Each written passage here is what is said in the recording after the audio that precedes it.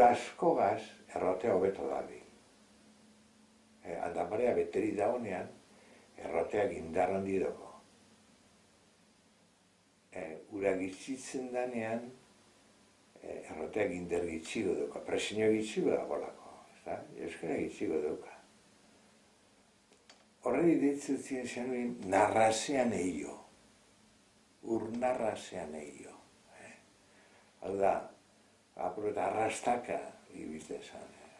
Baina, amaiten zenean ure, ez egoan, turbiniak ezoan, ez euken indarrik da, gelditu egiten zen.